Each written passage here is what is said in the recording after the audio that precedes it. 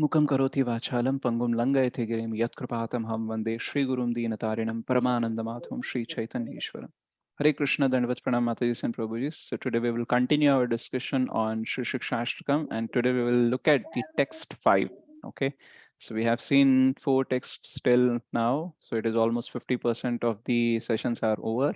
Right now, today we will look at the 5th verse. Okay. So this verse says, Ainanda tanuja kinkaram patitam mam vishame bhavam budho kripaya tava pada pankaja sthita dhuli sadrisham vichintaya. O my Lord, O Krishna, son of Maharaj Nanda, I am your eternal servant. But because of my own fruitive acts, I have fallen into this horrible ocean of nescience.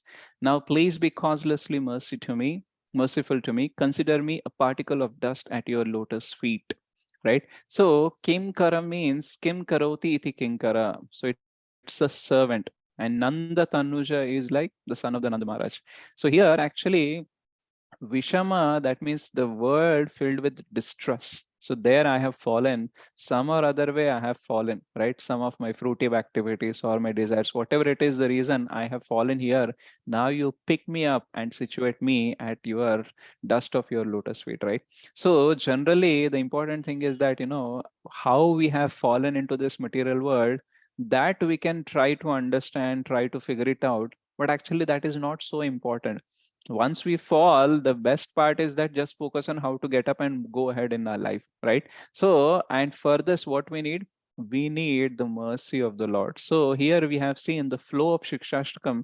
In the first, we have seen how the glories of the holy name are being discussed, like Cheto Darpanam Arjanam Bhava Mahadavagni Nirvapanam Shreyah Kairava Chandrika Vitaranam Vidyavadhu Jivanam Anandambudhi Vardhanam Pratipadam Purnamrita Swadanam Sarvatmasnapanam Param Vijayate Sri Krishna Sankirtana. We have seen the glories of the holy name. And then we have seen that how we are unfortunate because Krishna has invested all his energies. Nam Namakari Bahuda Nija Sarva Shaktis Tatrarpita Niyamita Smaranena Kalaha Etadrishi Tavakrupa Bhagavan Mamapi Durdaiva Midrisham Ihajaninanuraga. You have invested so many energies, we have not put any rules and regulations for chanting, and still I do not have any attraction towards the holy name. So I am unfortunate.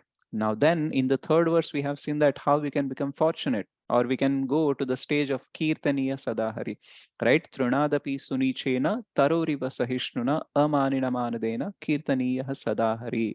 So we're becoming fortunate, and we are becoming fortunate and becoming in the mood of, in the stage of Kirtaniya Sadahari. What will be the mood of that particular devotee who has implemented the text 3? So that we have seen in the text 4, like na dhanam na janam na sundarim kavitam va jagadisha kamaye mama janmani janmaneshware bhavatat bhaktir ahaitukhi tvai. So renunciation is coming more, right? And in the fifth, we will see that how Dasya Bhava is so much awakened, and he is pleading, he is putting a petition like, I want your mercy. Please be merciful to me so that I can get out of this world and so that I can reach to your dust of your lotus feet, right? So in the fourth text, we have seen the 3 principal ways of growing spiritually, that is karma, jnana, and bhakti. So in karma and jnana, most of the times endeavor is important, right? Endeavor is primary, but mercy is actually there, but it is secondary. Just like we see in the Karma Kanda section, if we see, this Hiranyakashipu has been done the austerities for 10,000 years, right? So much difficult austerities that Srimad Bhagavatam says even Bhrigu Muni cannot do that kind of austerity. That kind of ghor tapasya he did. And Brahmaji came and he gave him the benediction. So in the Karma Kanda section, what happens is, if you follow the process properly, if you please that demigod, then what will happen? You will get your benedictions for sure. So here endeavor is most important. Even in the jnana also, what happens? They talk about sense control and they talk about studying the shastras, right? So they analyze the shastras. And what is their ultimate goal? Mukti, liberation, or getting one with the impersonal Brahman. That is their goal. So what happens? For that, they might use bhakti also, but their goal is only that jnani's goal, that is getting united with the impersonal Brahman.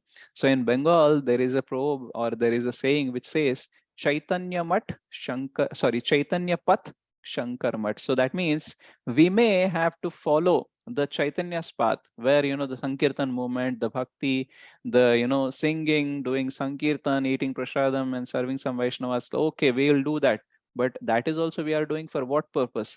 So that we can achieve this impersonal Brahman, we can get united with that. So Chaitanya Path, but Shankar Mat. So Adi Shankaracharya has given some ultimate goal. So we want to achieve that through this Chaitanya Path also. So in both of them, the karma and jnana, the focus is on endeavoring. I will use anything and everything so that I can achieve my goal, but they are not dependent on the mercy of the Lord, right? But in bhakti, it is different. In bhakti, endeavor is important, but mercy is actually primary, right? So it is like in a maths, we have a condition like, it is necessary, but not sufficient. So similarly in bhakti also, endeavor is necessary, right? Okay, without endeavor, we cannot get the mercy. But actually all the development happens only because of mercy. Because you cannot force Krishna to give mercy, right?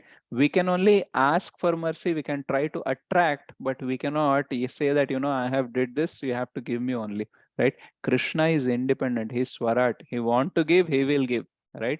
And just because we done this much endeavor, same mercy has to come, that we cannot ask, right? Rightfully we can ask, we cannot ask for the mercy, we can only pray for the mercy, right? So now, just like one, we'll try to take one example. Suppose a person has fallen in a well, right? Or he has fallen in an ocean where there are so many living beings are there which are troubling him, right? So that is an example of our material world. So if someone has fallen in a well, he cannot come out on his own. Someone outside the well has to help him to come out, isn't it? He might try, some grape, or by some finger grip or leg grip, he will try to climb, but this well is so soft. The soft walls are there, so clean, so clear walls are there, that you cannot have any grip. So what is the only thing is that someone from the outside the well has to help you, then only you can come out. So what the person's outside the well, he will do? He will throw a rope inside first. And what the person inside the well is supposed to do? He has to hold on to that rope. All right. Now, if this person is not holding on to the rope, what happens? The person outside will just pull, and what will come? Only rope will come. The person will not come, isn't it? So endeavor means what? We are holding on to the rope, and we are also trying on our own to come out by holding on to that rope, and the other person is pulling up, and then that's how we can come out of the well, right? So similarly, our endeavor in bhakti is important, right? It is necessary, but that itself cannot take us out of the well, that cannot take us out of this material world. So how we can understand more about that? There was a devotee named as Kala Krishnadas. So in the Chaitanya Charitamrita Madhya Lila, the description comes that he was actually an associate of Chaitanya Mahaprabhu. He was actually serving as a personal servant to Chaitanya Mahaprabhu, but he actually fall prey for a woman's attraction, right? So that time in the purport, Srila Prabhupada says that if you are not determined, then even the Supreme Personality of Godhead cannot protect you, right? So we have to show our endeavor. Just like if the rope is coming, but we are not holding on to it strongly, then what will happen? Even the person outside may pull, but we cannot come out of it, right? So similarly, he was there with Supreme Personality of Godhead, Chaitanya Mahaprabhu, but he was not enough determined. So our determination is very, very important, right? Of course, we coming out of this world needs the mercy, but before we receive that mercy, we need to endeavor also, isn't it? So we'll try to understand that how determination can be favorable and unfavorable also. Sometimes if we are showing the determination only to make a show of our willpower, then it is unfavorable, right? But if we are showing our determination so that we can attract the mercy of the Lord, we can depend on the Lord, we can go back home, back to Godhead, we want to get closer to Krishna, then that determination is favorable, right? See, by default, we all have some or other kind of determination. Now, the point is why we are using that determination and where we are using this determination. For example, if we have a determination, a strong willpower to do Nirjala Ekadashi, right? Okay, I will not drink water, I will do 64 rounds, right? Now, if you are doing Nirjala Ekadashi, but your focus is observing others, Oh, are they able to do Nirjal? Oh, are they doing 64 rounds? Are they doing this? Are they doing that? And you are doing Nirjala and you are checking everyone what they are doing. Then what is happening is your body is fasting, right? Your body is fasting, but your ego is feasting. Why? Because you are looking for some people who are lower than you and you can enjoy the feeling that, I am better than those people, right? You are seeing those who are unable to do Nirjal, they are drinking water, they are having fruits, they are having khichdi and all. Then you are saying sense gratifiers. For one day also they cannot do like this. Monthly 2 days you cannot do like this. How you will grow in bhakti and all? If you are criticizing in that way, then what we are doing is we are feasting on our ego, right? So you may be having the capacity to do Nirjal, but that doesn't mean that you can look at others down, isn't it? So our bhakti has to grow by utilizing all our capacities in the service of Krishna. We have to be humble and dependent on Krishna. We should not become proud and become independent, right? Because sometimes this capacity to renounce also comes because of our karma. When we talk about six opulences, fame, beauty, wealth, strength, knowledge, and renunciation, we often say that this fame, beauty, wealth, strength comes from karma. But actually, knowledge and renunciation also comes from karma, some part of it. Like how, if you see in the Ayurveda, we say that there are three kinds of body types, right? What is that? Kapha, Vata, and Pitta. Those who have Kapha body type, they can actually fast easily, right? I don't say that it is dead easy, but it is still favorable. But those who have a Pitta type of body, for them fasting is very, very difficult. Even to fast till noon is also very difficult. So if you have a Kapha body and you are able to do Nirjal with little difficulty, and someone has a pitta body, he cannot do it, you cannot say that I am great or I am better than him, right? Maybe because of your karma you got this body where you can renounce the food for some time, but this guy cannot, right? So because of karma you got it, but what is happening? If you think you are better than him and if you are becoming proud, then what is happening is you are misusing your renunciation capacity. See, just because someone is rich, he cannot progress in spirituality, but if he can utilize his riches in serving Krishna, he can progress in spirituality, right? So similarly, if you have or if we have the capacity to renounce, if that is being used in the service of Krishna, okay, I am able to do Nirjala because Krishna has allowed me to do it. Krishna has given me this capacity. So while I'm doing this Nirjala, let me focus on Krishna. Let me not focus on how great I am or how bad people are, but let me focus on how great Krishna is and how merciful he is. If that is the case, then I am progressing spiritually. Otherwise, what I'm doing, I'm just misusing. Just like if someone is a rich person, he utilizes all his riches for his own sense gratification, then he's misusing his riches. So misusing the riches may be gross sense gratification, but misusing the riches of renunciation and knowledge can also be subtle sense of gratification. That means I want to make a show of how renounced I am, I want to make a show of how knowledgeable I am, then this is actually subtle sense gratification. Puja, labha, pratishtha, this is what I'm expecting. Many people renounce or make a show of their knowledge because they want to have the following, right? Name, fame, glory, same old story. So all the time we are, inbuilt with that only, right? We are engrossed in having the name, fame, and glory. And for that, if renunciation and knowledge is useful, then we will use that also. So that is why many people make a show of it. If someone is renounced, what we'll see, oh, see how he is renounced and all, and we'll start giving them respect. So actually, because of bhakti also, this knowledge and renunciation will come. Just like Srimad Bhagavatam says, Vasudeve Bhagavati Bhakti Yoga Prayojitaha Janatyashu Vairagyam Jnanam Chayat Ahetukam. Even in bhakti, sometimes so happens that we get knowledge and renunciation automatically without doing great endeavor. Sometimes what it takes to study for long, long years, because of Krishna's mercy, because of Guru's mercy, we automatically gets it. Right? Sometimes you give answers, sometimes you deal the things so expertly, you wonder, like, I have never practiced all this. How come I'm able to do it? Right? Sometimes you will give up the things so easily, right? Some of the habits which you are having from years or decades together, you can easily give up.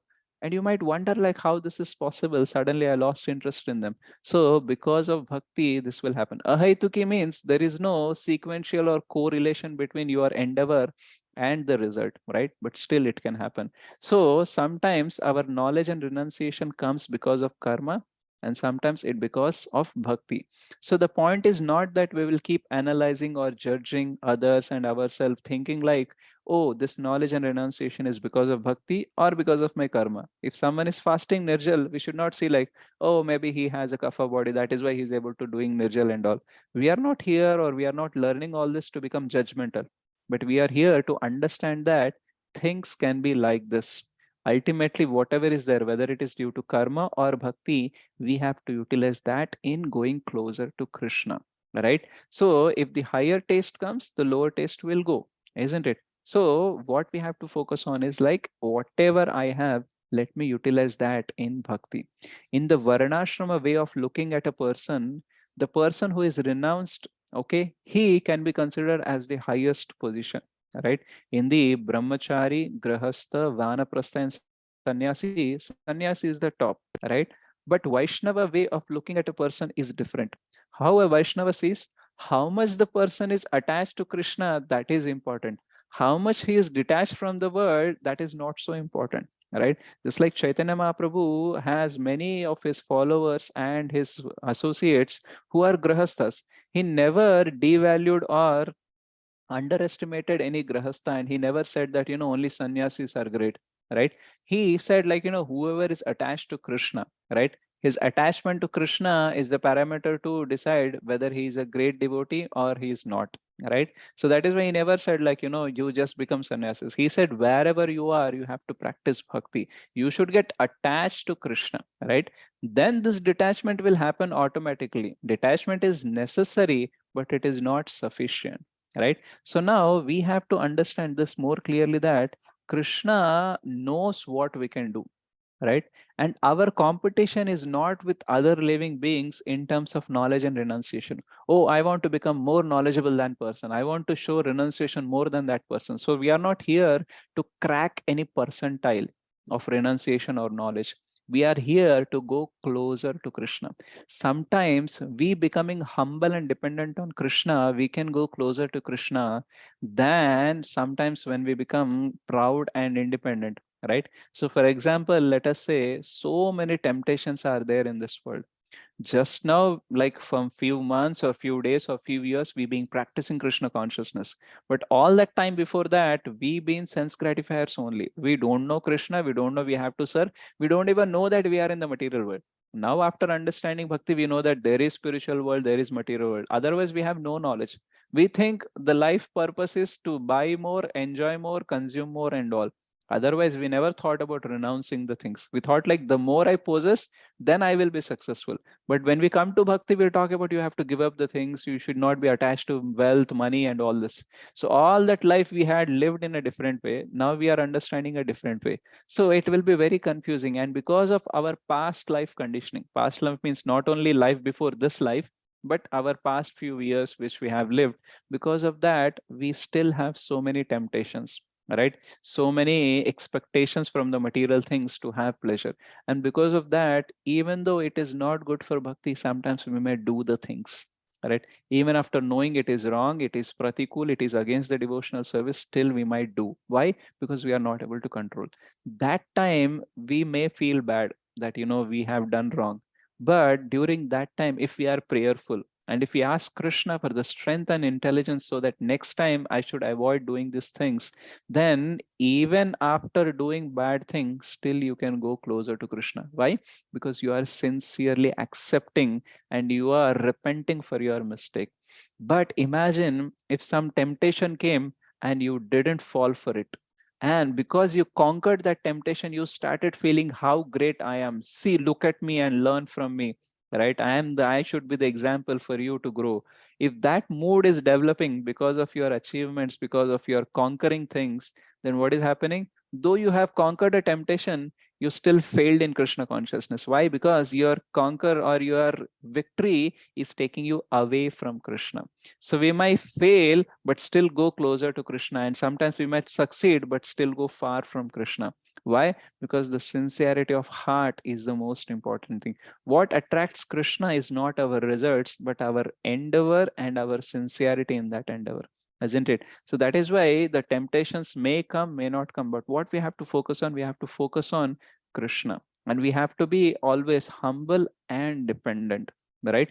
Bhakti is not about becoming proud or becoming independent of Krishna, right? Sometimes the positive things or the strengths in our life can become negative or weaknesses in bhakti. How? Let us imagine if you have all the opulences, if your life is comfortable, you may not feel the need of Krishna. Like many people, when we ask them to do bhakti, they will say like, "Sab kuch to acha chal raha hai, everything is going well. No, I am making money, I am enjoying my own money, I am doing endeavor and all.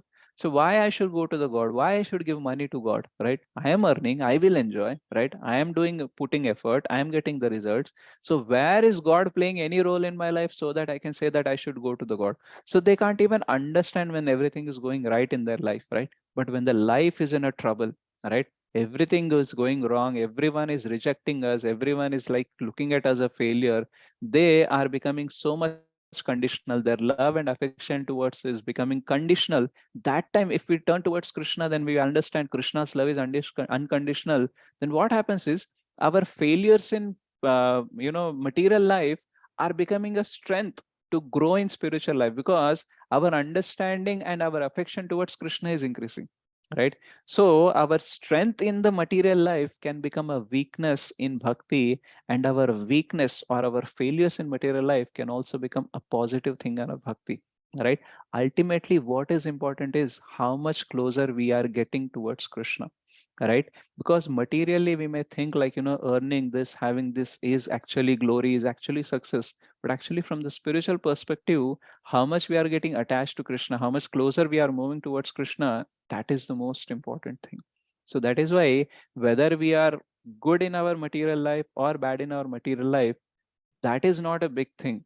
Whatever is available in our life, if we are ready to utilize it for Krishna, then that is the thing, right? So our failure life in materially can also become successful ultimately, if we are utilizing everything that we have in Krishna's service, right? So we'll try to understand this by sharing a story.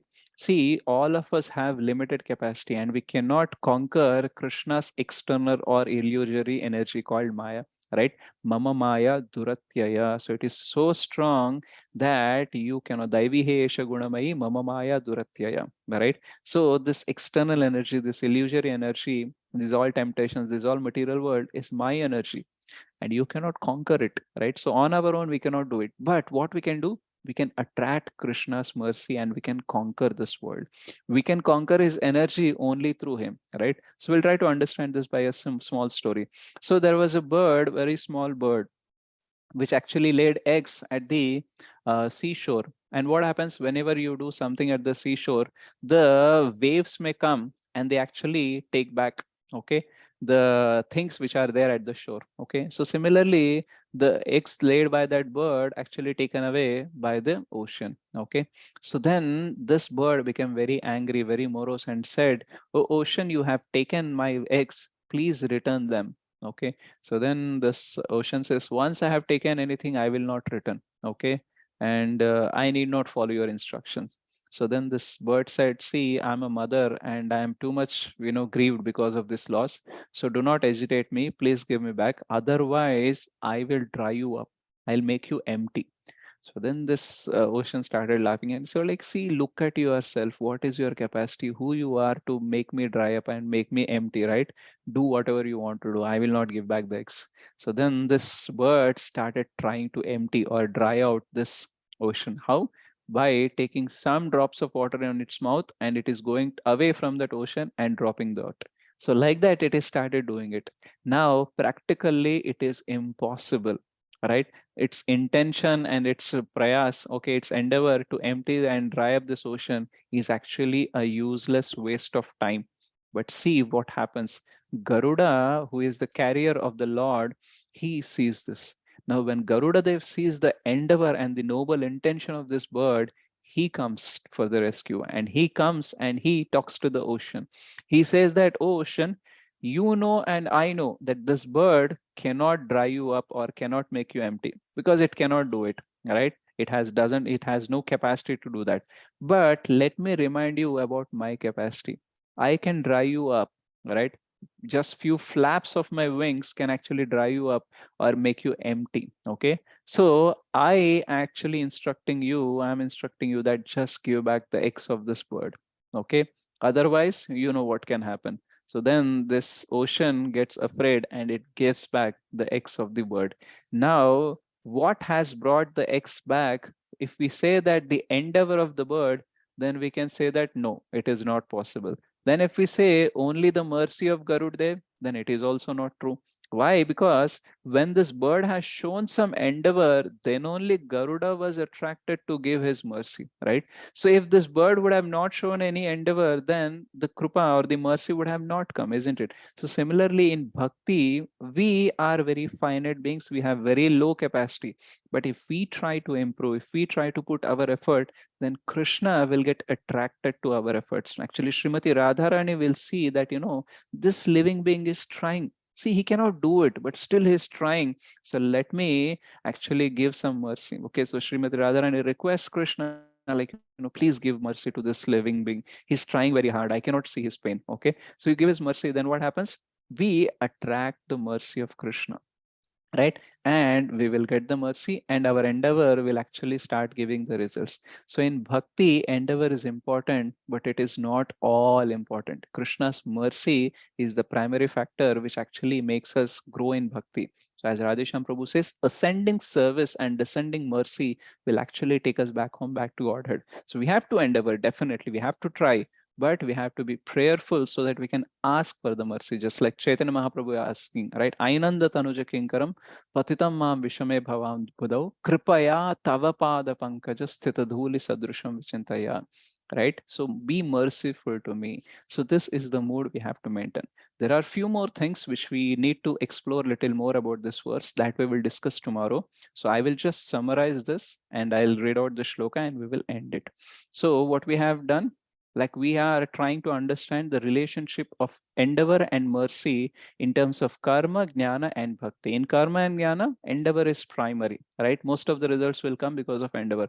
But in bhakti, endeavor is necessary, but it is not sufficient. Mercy will actually get us the results. So we also seen that endeavor in terms of our renunciation and knowledge. So we might be able to do nirjala because of our karma also, or because of my bhakti also, but that is not sufficient. And if our knowledge and renunciation are making us proud, and if our false ego and false pride is growing because of our achievements in bhakti or in our physical life, material life, then we are going away from Krishna, right? And if we are showing our determination, if we are showing all our knowledge and renunciation to serve Krishna, then we will go closer to Krishna. We also seen that sometimes the positives of our material life may take us, away from Krishna, and the negatives or the failures of our material life can take us closer to Krishna. So whether it is knowledge, determination, money, failure, success, whatever it is, if we are in a prayerful mood and trying to serve Krishna, we will go closer to Krishna. And if we are thinking that all our things are on our own only we are doing, and we are independent of Krishna, and we can do anything even without Krishna, if that feeling is coming, then what happens? All that we have is just waste, because it is taking us away from the Krishna. So we are not here to analyze whether whatever we have is because of karma or because of bhakti and all. The point is that whatever we have to do it for Krishna. And even though sometimes we fail in putting some effort, or overcoming some temptations and all, if we are prayerful, we are still on the right path. But if we are conquering, if we have achieved something great in bhakti also, then that may also make us go away from Krishna. Because if that is filling the account of our pride and ego, right, then it is not favorable. So the determination, our knowledge, the capacity to renunciate, the success of our life, the money that we have, the strength that we have, all of this has to be utilized in Krishna's service with a prayerful mood, by understanding and by clearly knowing that my endeavor is important, but it is not all important, right? The primary thing is Krishna's mercy. So I will do what I can do. I will try to increase my capacity, but I'll always depend on Krishna. Our humility and dependence on Krishna will make us grow in bhakti, and we can achieve the ultimate goal of life, that is having Krishna prema, or going back home, back to Godhead, or completely engage ourselves into the service of Krishna. So what this verse says, Ainanda tanuja kinkaram patitam mam vishame bhavam budhau kripaya tava pada pankaja sthita dhuli sadrusham vichintaya. O my Lord, O Krishna, son of Maharaj Nanda, I am your eternal servant, but because of my own fruitive acts, I have fallen into this horrible ocean of nescience. Now, please be causelessly merciful to me. Consider me a particle of dust at your lotus feet. Right? So we are praying like Chaitanya Mahaprabhu to Krishna so that we can reach the lotus feet of the Supreme Lord. Some or other way we have fallen. We are not concerned about why we have fallen. If we can understand that and if we can grow in bhakti, that is important. Otherwise, let me first get up and go back home, back to Godhead, or be situated in the dust of the lotus feet of Krishna. Okay.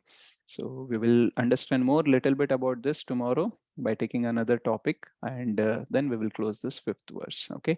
Shri Shri Shikshashtakam ki jai, Shri Chaitanya Mahaprabhu ki jai, Srila Prabhupada ki jai. Thank you so much, everyone. Hare Krishna. Dandavat Pranam.